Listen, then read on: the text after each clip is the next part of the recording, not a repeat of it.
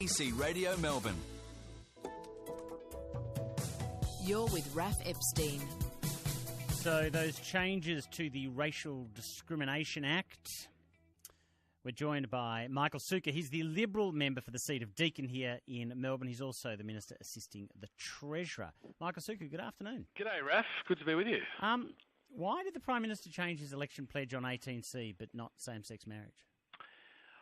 Well, Raf, 18C, as you know, has been an issue that's been discussed in the sort of public domain for many years. And, you know, at the time of the election, there wasn't a proposal to undertake a change to 18C. But since then, we've obviously had a couple of pretty egregious examples that have played out quite publicly of how the sort of the perverse way in which 18C has worked. We've also had a review conducted by the Parliamentary Joint Committee on Human Rights, which has looked into the issue in a lot more detail, handed down its recommendations. The government's accepted some of the recommendations. That's the procedural stuff. That's making it a bit tougher for a complaint to get through. That committee made no joint recommendation on the law. But can I go back to the question? Well, but that's Minister, I mean, that is part of the package, though, isn't it, Raf? Yeah, no, I understand that, but there was no consensus on changing the law. But can I go back to my question, Michael Sukkar? I don't want to read out all of the quotes from Malcolm Turnbull last year, but in February, in May, in August, he repeatedly said there is no plan to change the Racial Discrimination Act. I'm not asking you actually about the merits of the change. I don't think there was a plan at that. No, there wasn't a plan at that time, Raf, clearly. Well, there were a lot of people agitating for the change, though, Michael. For many years, I agree, but there was no plan at that time. The plan has occurred since a review's been conducted by the Parliamentary Joint Committee, since we've seen two very egregious examples play out in the media where we've seen the absolute 2 out of 11,000. The absolute injustice that's occurred and the sort of stifling of expression of journalists. Are the two you're referring to Bill Leak and Queensland University of Technology? Yeah, they are. Yeah. So can I just go back to the proposition, because I'm happy to talk about individual cases, but the Prime Minister changed his election commitments on both superannuation and on 18C. There were lots of calls for 18C to be changed before and after the election. The Prime Minister said no change. He said he would not change superannuation before the election. He changed it. The reason he changed is because the more conservative part of the government wanted change. On same-sex marriage, the Conservatives didn't want that election pledge changed. It looks a lot like it's not what is said at an election that counts. It is what the right wing of the party wants that counts. Well, Raf, that surprises me that you would conduct such a simplistic sort of analysis, and I think you're drawing a very long bow to try and conflate 18C and same-sex marriage. Why are they not similar issues? Aren't they sort of social issues? 18C and same-sex marriage are similar issues, Raf, are they? Well, why don't I continue asking the questions? There are two cases that you mentioned, the Bill Leak case and QUT, where there are clearly issues with the process.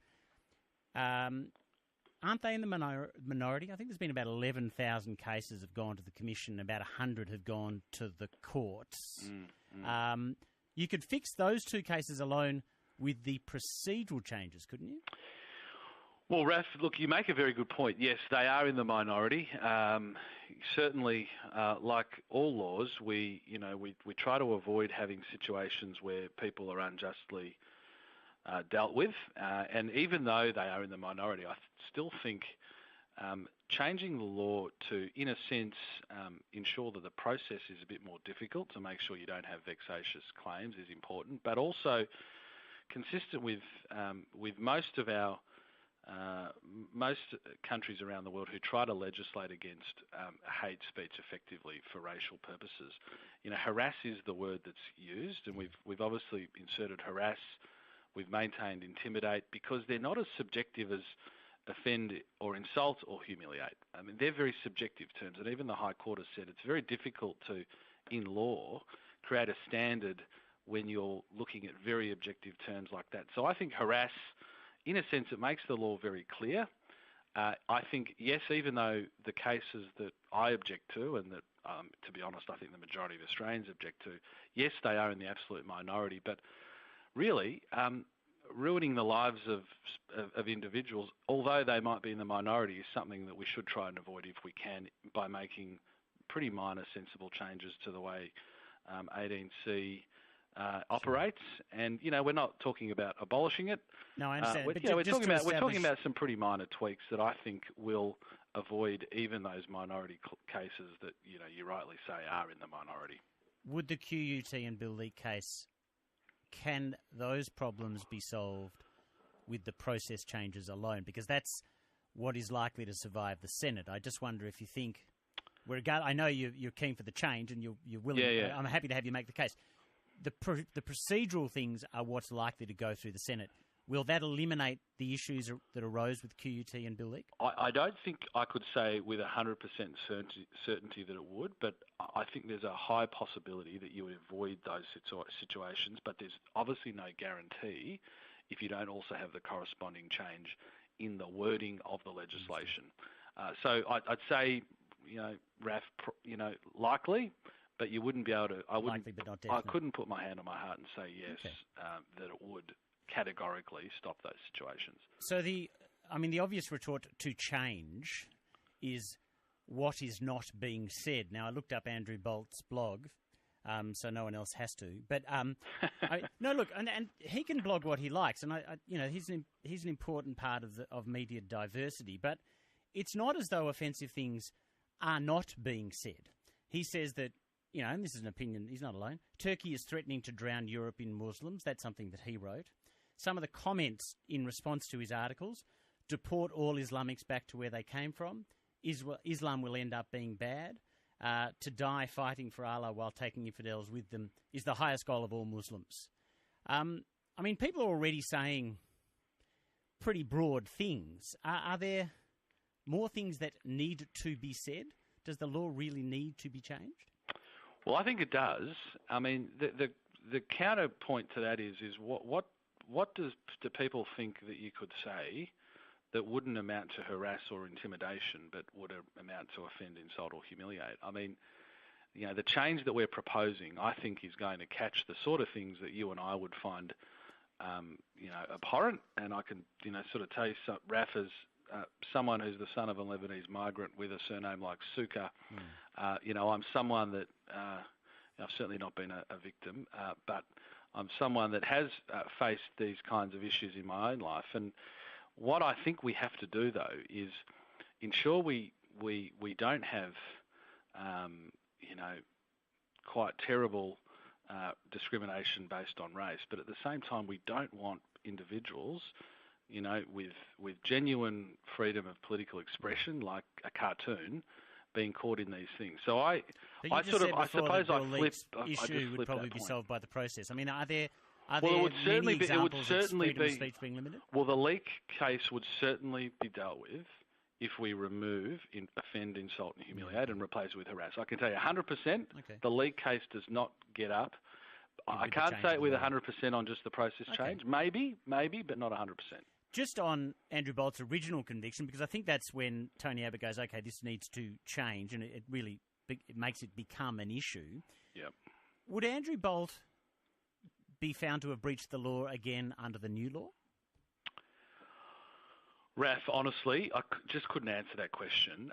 I'm not intimately aware, and to be honest, it was a few years ago now the Bolt case was the judge's difficulty was with Andrew Bolt's journalism as the judge saw it. So I don't know if this law might change the outcome of something like that. Well, look, it's again, I'd just be hesitant, Raf, because I'm not intimately.